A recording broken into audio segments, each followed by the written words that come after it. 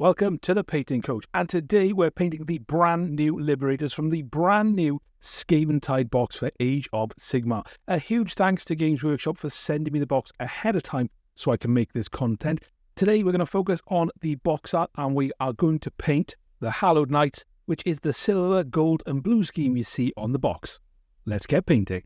Now the first thing I've done is prime my models with a silver spray. I've sprayed them Chaos Black first, and then I've used a silver spray from Colourforge.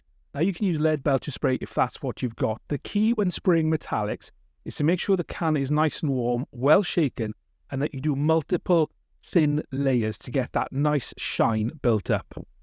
The first thing I want to do is enhance that armour and give it a brushed steel look. So to do this, I'm taking some chrome from Vallejo Model Air. I'm taking one of my Artist Opus Series D dry brushes with very little paint on it, and I'm dry brushing across the model in a downward motion so it only catches those parts that are pointing upwards. Next up, I'm going to base all of the dark blue colours, and the colour I'm using for this is Kantor Blue. It's worth pointing out that I'm going to be painting the shields the same way as I paint the rest of the model, but I have primed them with Tempest Blue from Colourforge. This is just to save a little bit of time, and you can absolutely just paint them with Kantor Blue paint. You don't need the spray. Before we add some shading, I'm going to paint the plume of the champion, and for that I'm using Mephiston Red. This is a very easy and straightforward thing to do. You don't have to worry too much about catching anything because we're actually going to make the attachment that goes into his helmet gold later on, so just try not to get it on any silver bits.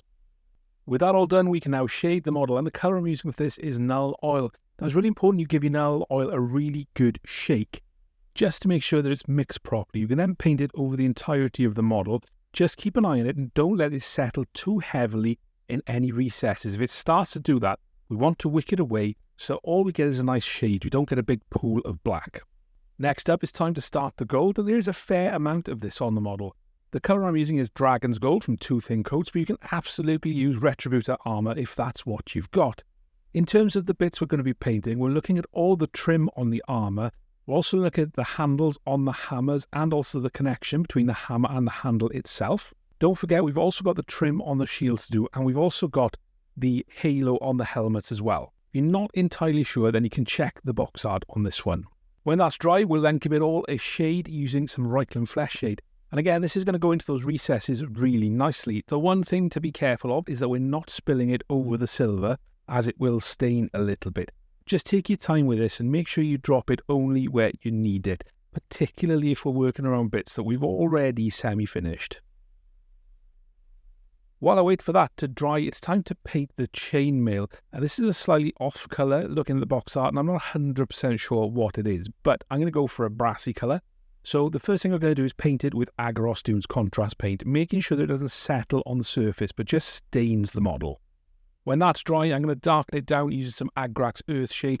Again, same principle applies here. I don't want it pooling on top of the plates. I just want it staining it and going into those recesses.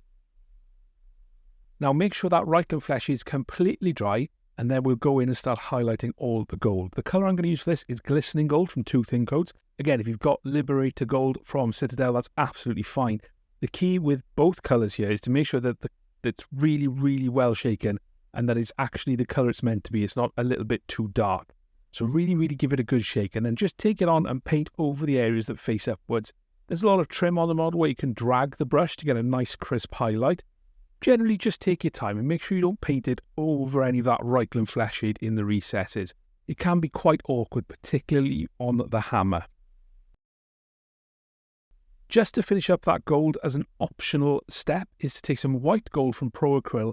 And again, just dot this on the sharpest areas and the areas that are going to catch the most light. Like I said, this is a completely optional stage. If you haven't got white gold, you can add a tiny bit of chrome into that Liberator Gold or Glistening Gold just to brighten it a bit to make the highlight. I'm going to paint the black undersuit next, and the colour I'm using for this is Black Legion contrast paint. So you can take your time here around the silver, but generally you can be fairly liberal with it. Just work it into all of those recesses around the boot. Now this contrast paint covers quite well. It's not going to give you a huge amount of highlight, but absolutely fine. The one thing I'll say, as ever, is be careful around bits you've already finished. I'm going to base all the leather next, and I'm going to go for a little bit of a desaturated leather to contrast the rest of the model. And the colour for that is Dryad Bark. Now, this is fairly easy to get painted on. Just take your time, particularly when you're working around some of the metal work. You can, of course, go and fix it later, but the less we have to do that, the quicker this process is. To highlight all the leather, I'm going to use Gawthor Brown, which again is a nice desaturated brown, slightly lighter than that dryad bark that we've used. Just want to make sure that we drag the brush along the sharp edges to get a nice crisp highlight. I'll base all of the weapon grips next, and the colour I'm using for this is Screamer Pink. Now this goes down quite nicely and will cover pretty much in one coat. Just take your time around the silver of the armour and the gold of the handle. I'm going to shade the grips and the armour a little bit using the same colour, and that's going to be Drakenhof Nightshade. So for the grips, you can just paint this in and it'll work its way into the recesses really nicely. For the armour, we just need to be a little bit more careful, and this is going to give the armour a little bit of a blue hue to it, which is going to look really nice when it's on the table. And essentially what I'm looking to do is just stipple it into those lower facing areas to just add a little bit of interest in there. I've got to be careful with this. I've really got to emphasise we don't want to leave tide marks, so we don't want to put it on too heavily. We don't want to wash the entirety of the plate. We just want to stipple it a little bit towards the lower part of the model. We'll then highlight all the weapon grips using Pink Horror. Now, because of the shape on the sculpt, if you've only got a little bit on your brush, you can just very gently pull it back and forth and you'll start to build up a nice highlight. Just be careful you don't go a little bit overboard and spill it. If you do, it's no problem. You can fix it with some Screamer Pink, but again, it's just adding more and more time. For all of the parchment and paperwork, there's some on the dual hammer wielder and the shield of the champion. I'm just going to base that with Zandri Dust. I'm then going to take Agrax Earthshade, and I'm only going to paint this into those recessed runes on any parchment and paperwork. Now, I'm also going to add this a little bit where we've got some crossover and depth on the shield emblem. However, generally I'm very, very focused with it because, again, it saves a lot of cleanup time. I'll start highlighting the parchment using a Shabti bone, and generally I'm going to paint the majority of the parchment. In fact, pretty much all of it. The only bits I'm really going to leave are any deep recessed shades and also the recessed shade in those runes that are carved into it. To finish up highlighting, I'm going to put a little bit of white into that Shabti bone. I'm using Bold Titanium White from Procryl. And again, not much on my brush, and I'm just going to pull it across those edges. I'm using a fairly hefty size brush here because I'm addicted to my Artis Opus size 5, but if you need to use a smaller brush, then absolutely do so. I'm going to start highlighting the plume on the champion, and the colour I'm using for this is Evil Sun Scarlet. Now, this is a fairly straightforward step because we're working at such a small scale. You can afford not to worry about painting individual strands at this point, so I'm just looking to block highlight, leaving the darker colour in the absolute deepest recesses. Now I'm just pulling my brush in nice smooth strokes to get those highlights into play. I don't really want to go through the full spectrum of orange for this plume highlight, so I'm just going to go to Wild Rider Red and finish up here. And this is where I'm just going to pick out some individual strands, making sure it's inside the Evil Sun Scarlet from the last stage. And this is just going to help it to stick out and help it look a little bit more cohesive and brighter, more highlighted across the top. Now it's time to base all of the white elements. So the colour for this is Bold Titanium White from Procryl. So we've got the Sigmar symbols on the shoulder pads. We've also got the outline of the Sigmar symbols on the shield. We've got some lightning bolts to do. And what I'm also going to do is paint the inside or the recesses really of the hammers. And this is because we're going to put a little bit of a glow effect on there later. It's not going to be massively bright, but it is just going to give a little bit of an idea that they've got power charged in them. There's also lots of gems on the model, so I'm going to base these with white as well. So we're looking on the hammerheads, we're looking in the shields, and we're also looking on the scabbards of their hip weapons. I'm going to shade all of the hard panel white using Apothecary White contrast paint. Now it's really important that you don't put this on too thickly, so just make sure you haven't got a huge amount on your brush and just work it into the recesses. If you need to, you can clean your brush and take some off that way. I'm going to take some Baal Red and I'm going to paint this into the areas where all of the gems are. And what I'm then going to do is clean my brush and just wipe off the middle. So I've got a little bit of a pinky effect in the middle with a deep red around the edges, which just gives you a little bit of a highlight. To paint the effect on the hammers, I'm going to take some Frost Heart and just paint it over the white. I'm also going to then clean my brush and just wipe it away from the middle a little bit to give you a little bit of differentiation on the blue. And I'm also going to paint the hammerheads themselves as well.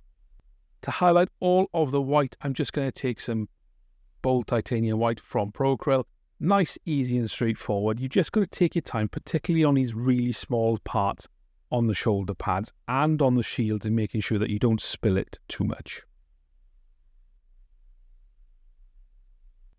Now, the eagle-eyed among you will notice that there is now a base on the miniature. I've just used this dark earth from AK, and I've gone in and tidied up a lot of the Kantor Blue areas because I did make quite a few mistakes. So we're going to start highlighting the blue, and it's the last step on the model, which is great. So all we need to do is just take a 50-50 mix of Kantor Blue and Caledor Sky.